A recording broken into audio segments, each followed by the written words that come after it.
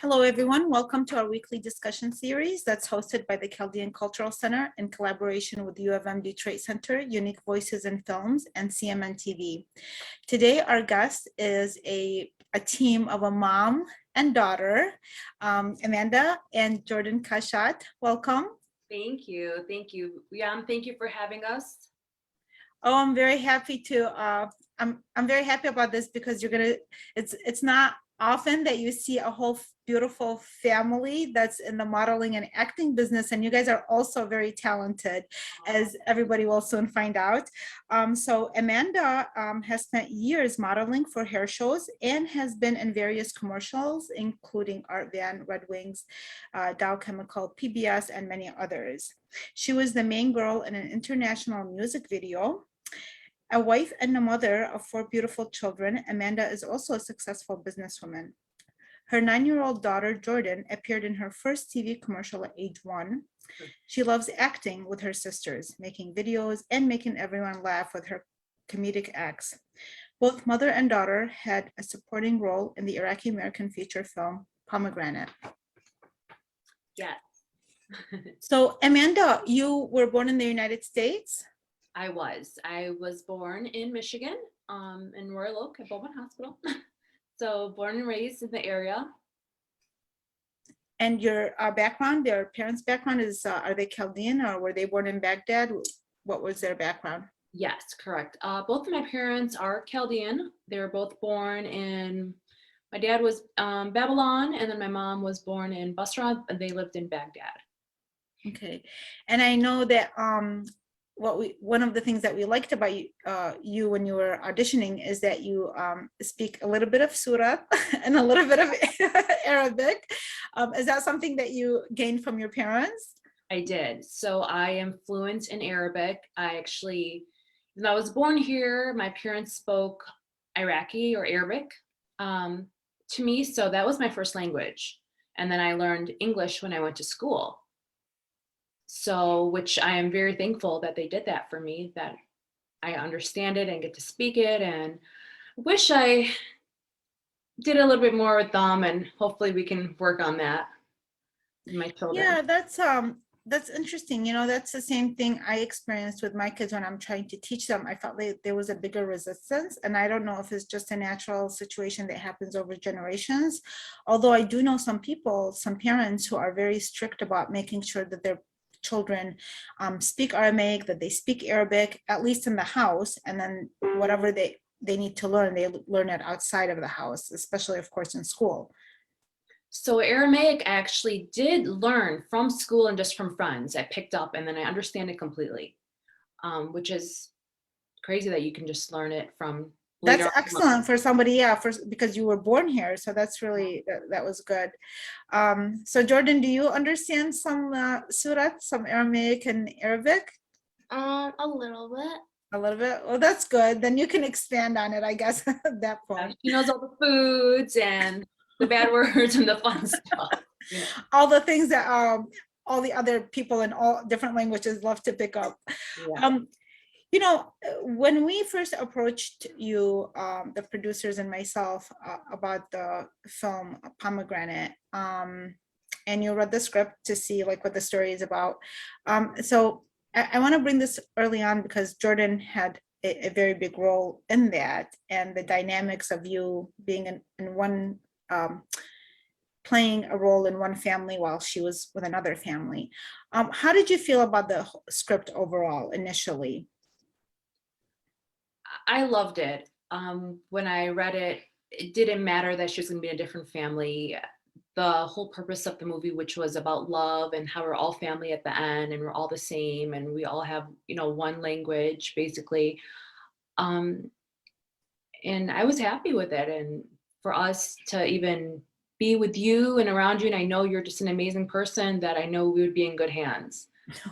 Thank you so much. That's lovely of you to say. And for our audience, so Amanda played a Chaldean mom and who lived across the street so her and her children lived across the street from a Muslim family in the city of Sterling Heights. And Jordyn, she was in the family of the Muslim household. She was their youngest, and her name was Fatima. So you, Amanda, the character that you were playing, represented the community that you're a part of. But Jordyn's kind of did not. But like you said, although what we found from being and the cast and the crew and everybody is that we're really, at the end of the day, we're all humans, and that's the, you know, that's the umbrella that we fall in under first and foremost. And then aside from that, there's so many similarities between us as Iraqi Americans, and even just in general as Middle Easterners. So there are all these similarities and that already exist. Actually, anything that was different, it was like fun to learn as we were going along, right? Because Ismail, who was of that Palestinian accent background, so I had to laugh because he was trying to pick up them, my brother, my sister, my mom. She's talking about your brother. I'm talking about your brother in the film. So he was great. He put so much effort into trying to understand our accent. So that's the kind of learning experiences that I was sharing. What did you learn, and what did you also learn, Jordyn, from the experience of being around that family that really we kind of lived with, and the process of working with them on a regular basis? It was different because at my house, my mom doesn't speak Arabic, and when I was there, like everyone speaks Arabic, and I didn't know what they were saying. They were singing Arabic to her too, and she just sat there. Oh yes, your dad was singing a lot. Basim Al Amin. He was singing a lot to Jordyn. And she would just sit there. What did you say? But I mean, I otherwise, didn't know what he was saying. Besides them speaking Arabic, did you feel any different than like, or did you feel like that was your family? Yeah, I felt like that was my family. See, I don't think as a child that they know the difference or see it or feel it. And I felt like did you? Like, because they're Arabic and we're Chaldean. I didn't see the difference. Wow, Jordyn, you're so I have like goosebumps because, you know, when I grew up, I didn't know the difference as well. And I was your age. I left Iraq when I was your age. And it wasn't until years later that I knew that there was differences between myself and my neighbors and their communities and their moms. I knew that we were Christian, they were Muslim, but I didn't understand anything outside of that, what it really entails. And that's a beautiful innocence of being children and not having to put like labels on everybody. Yeah. So, and then Amanda, how relevant do you feel the film, or why do you even think that the film is relevant in this day and age? Well, growing up for myself, I come from a very open-minded family. My father actually lived in London, and his best friends were all Muslim growing up, and that's who I kind of grew up around. So to me, they were the nicest people and just like felt like family. So I didn't I didn't know the difference or see the difference. But it was nice to actually be able to show that in the movie because that's just kind of how I grew up. And again, I feel like her. I didn't know the difference either. Right. And then whether it's in the media or in Hollywood, even in books, I feel like there's a void in voices that are more authentic and true to life. I think that part of the reason why we had so much fun on the set, as well as working hard, is because we felt like all we had to do in some cases is be ourselves. Yeah. You know, and that's the one thing that's missing. That's why there's so much misconceptions about our communities of Middle Eastern background, because they're usually stereotyped. And this was an opportunity where, you know, where everybody's kind of just playing real characters of how our communities behave. Mm-hmm. Yes, correct. Which is true. There are, you know, just like the book and the movie, people do see differently and think a certain way, obviously, that we are different, but I don't know. I mean, obviously there's even in our own culture, there's different kinds of people. If you're a good person and you're good hearted and you do all the right things, then you're just, I don't know. You're human. Well, that's a very good point, because even within every single community, there's an individuality that we have to honor. You know, Yeah. there's no two Chaldeans that are the same, or two Iraqis that are the same, or two members of the family. It's honoring that individuality that we were able to highlight, because we do live in a country really that has a lot of creativity. So, you know, the US is known for its films and the magic that they create. And going back in your history, growing up here, and you've done a lot of modeling, and you've been in some videos and such, what attracted you? What, like, is this something that you wanted to pursue more on a full-time level, and then, you know, the course change? How did you start in this career originally? Well, thank God for my parents being open-minded, and they always encouraged me. They knew I did dance from kindergarten up to 5th grade. And I just would sing and dance all day long. And like, it was, I don't know, part of my blood. Still is, but I hold back a lot. I always just wanted to be the girl in the TV that's singing and dancing and on, you know, the shows, but it's harder when my parents didn't know what to do, how to start me, but they did take me to a couple of, you know, when I was younger, to a couple of acting lessons. But there's acting lessons, and then there's agencies, and there's agencies where you pay, and there's just agencies where you don't, and you have to know who to go with and where to start. And back then in Michigan, there wasn't as much work, where now there is big opportunities. But obviously I wanted to pursue that, but I would have to move to California, and that wasn't going to happen. So slowly, I figured it out myself, and got into little commercials here and there, which I have a great husband who actually encouraged me also. And something stuck with me, that you said. You said, I'm the only one that's stopping myself, which is true. And my parents telling me to go for it. I have my husband, my kids, and a lot of times I just feel like, I guess I don't want the judgment, because people can judge, you know, and you like, oh, why are you doing, you know, you're married with kids, and why are you doing that? Or still in our culture, in Chaldean culture, they feel like it's actors or models are bad, you know, just that mentality. So sometimes I just hold back. And then I was pregnant in between, so that held me back too. Well, I would like if you can share the story, because what Amanda was talking about is that we felt like she would be a perfect fit, and we wanted her to audition. And, you know, we saw your name, that you do this kind of stuff. I mean, you act, and you're a model, and you're Chaldean, you know, and we felt like it would be good for the role. But then she shared this story, her hesitation. So share with us what you were sharing, and then how your family, like your mom and husband, how they reacted to it. Because I honestly, I was so touched by that, and it said a lot about who your husband is. And I said, well, Amanda, you have all this support. Are you crazy? So when you guys talked to me about it, I kind of froze, and I was just like, I don't know how I can do this. I was like, for my daughter, yes, I want her to do this. I'm pushing her, and I'm encouraging her. But then when you asked me about myself,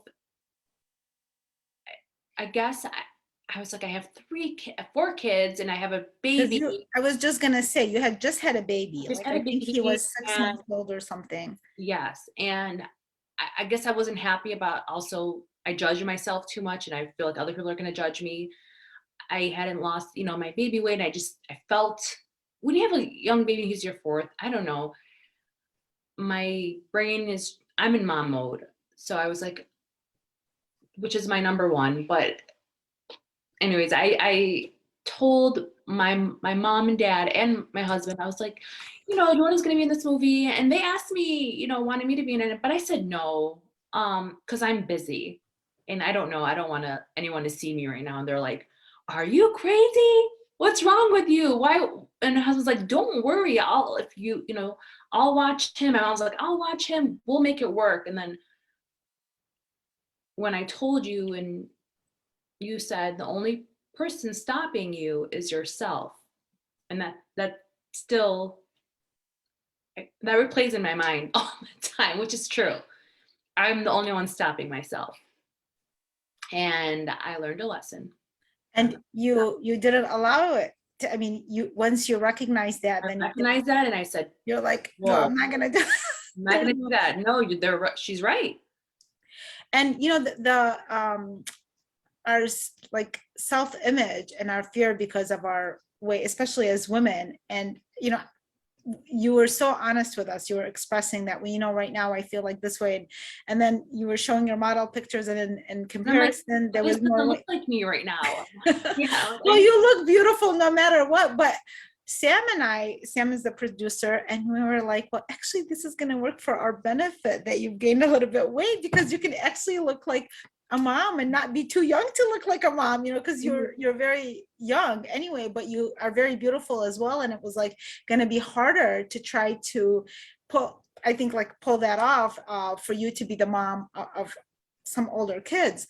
So it really worked out perfect, and you did a really nice job. But you did have some reservations and concerns, and I was inspired of how your family was reacting, because I thought, well, at the end of the day, we all women, all men have their own challenges, and sometimes it's just ourselves. Sometimes we can't even point the finger at anybody, because at the end of the day, we're the ones holding ourselves back. It's 100% true. And it was just a nice little refresher and lesson learned not to do that. Thank you. And then, so Jordyn, when you guys, the first time that you auditioned, I think Jordyn auditioned in person, correct? Yes. Yes. And so, as I mentioned earlier, you have a family of talents. So it's not just you, but also your daughters, also, and your older daughter, she also does acting, and she was helping Jordyn. She was kind of mentoring her through the process. And we had considered her, the biggest factor was the age, because she's older and we needed somebody Jordyn's age. But so is this something that's like a strong part of, I guess, your genes, if I can, and in the family, that you guys have this kind of talent? Because they were all good at what they were doing. It's just that Jordyn was the perfect fit for the role. Yeah. Yes, at a young age, my daughter, Gianna, my oldest, is just outspoken. She's not shy, and if anything, she could be the director. And that's what she was directing her, like, do it this way or say it this way, which is, right? Your sister, Gianna? Yeah. Which actually helped her a lot. Yeah, that was, I remember that, because when we were rehearsing, so she would come and I saw her taking initiative. She was very confident talking about her business. Very confident. Thank God, for that. That's such a blessing. And thank you guys too, as her parents, obviously. But she had this like go-getting kind of mentality that she would tell Jordyn, instructing her in a way, but not overstepping any boundaries. I really respect. How old is she, Gianna? She's 11. So she was acting in a way that was very impressive. And on top of that, she was telling us about her business and all her aspirations.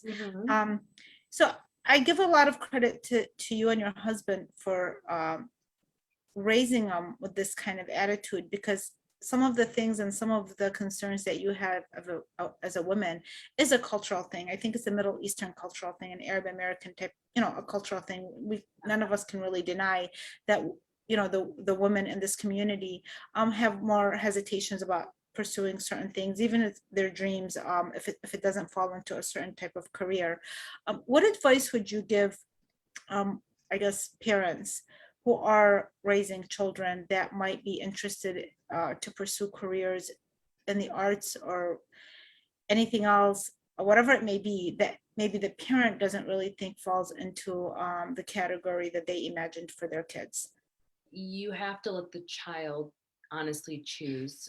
When you go for a career, I believe you have to do something that you love, because if you're just doing anything, you're actually, then you're going to work. You want to be happy what you're doing. And I would never stop her. She's an artist. Whatever they want to do, even, something came up yesterday. What was my husband's very hands-on. He's a very handy man. He knows how to, just on his own, fix and do everything. And then I don't know what the girls asked, and what they asked, oh, I hope my husband or something can do that. And then he's like, no. What? And I said the same thing. I said, you can do that. We told them, we're like, you can learn to do that. Why do you, there's no difference, That, was that you who asked, or forgot? Yeah, you asked? Yep. And what did Daddy say? He said, girls can do it too, doesn't mean it, just because girls are like different than boys doesn't mean like girls can't do it. Mm-hmm. Yeah, so we always tell them. And he's Chaldean, Amanda? Yeah, he is. Yeah. No, he's even with me with business and everything, he's always encouraging me, which is honestly, if you think about it, if something was to ever happen to him, you have to know what to do, and which is scary, because you don't know, and especially with seeing our mothers or our grandmothers, they did rely a lot on the man. And I tell my girls, you don't rely on anyone. He tells them all the time, he's like, you see that house or this or that, he's like, you can buy do it all yourself. And that's the point, I guess, that with Gianna, as she loves acting and she's an artist, but she was really handling herself like a businesswoman. So she was making these, what did she make that she brought in, and people were making orders? She sell not slime. No, she sells fidgets, but she was slime, and she crafted it herself and designed it. And so we were in the makeup room and wardrobe, and people were walking, and oh my God, this is so cool. And they were just, but that's very smart. Like, and having, I think, like that kind of support system behind her, so that she knows that she does not have to fit into like the starving artist type of mentality, which is also, by the way, like a cliche and stereotypes that make us fall into certain categories that it's not necessarily true. You might grow up with a mentality, and then you start realizing there's all these wealthy people happy in their industry, or they found a job that marriages what they do, and then they work off of that, something or another. It doesn't necessarily have to be under the starving artist mentality, but that's another like old mentality that sometimes can stick to the mind and hold you back. And so I've learned also that Jordyn has developed some techniques that she has found on the set. What did you learn, Jordyn, when you were on the set, and how have you taken that into your own field? I learned that if I watch other people do it, I can do it. And she did, yeah. She really learned a lot. She did some videos, and you can tell I was like, how did you do that? And she was like, I was watching them. She was really paid attention, because her family, her mom, dad, and brother are big on social media, and she on TikTok, right? Yeah. And she learned a thing or two. That was great. So you, just by observing, you saw like how you can incorporate that and then use it for your own videos, and that you can do the acting. I know you love acting, and I know your sisters love that as well. And something that Ismail and Zayn, who also co-star in the film, they've taken that into social media, and they act doing TikTok and doing Instagram, and they are able to use their talents very creatively the way they want on their terms. So it's a lot of fun. So I really want to thank you guys for joining us today. And do you have any last words before we end the show? Just thank you for everything, for opening our eyes, our minds, and believing in us. And even doing this interview, I was so nervous, and I don't even like being I'm going to be honest, you know, but I'm glad I did this. Now it's like, oh, I can do this again. You know, it just takes that one time and to realize it. So thank you for everything. And Thank you so much for saying that. I mean, honestly, for me, as you notice, I see that I'm surrounded by so much talent. I see it all over, and I'm like, if I could do more, I always feel I'm doing less than what in comparison with what the talent around me is, you know, like if I could even do more, because we have a beautiful community. We have so many talented people that can, and they have so many interesting voices, diverse voices, you know. And so when I meet you guys, you inspire me with your stories. And it's just, I think when you work as a team, you can do magic. So we'll do more magic together, Amanda, okay? And Jordyn, you want to say thank you? Thank you. Thank you. Thank you, guys. Okay, thank you for joining us. Thank you for watching, everybody. Bye-bye.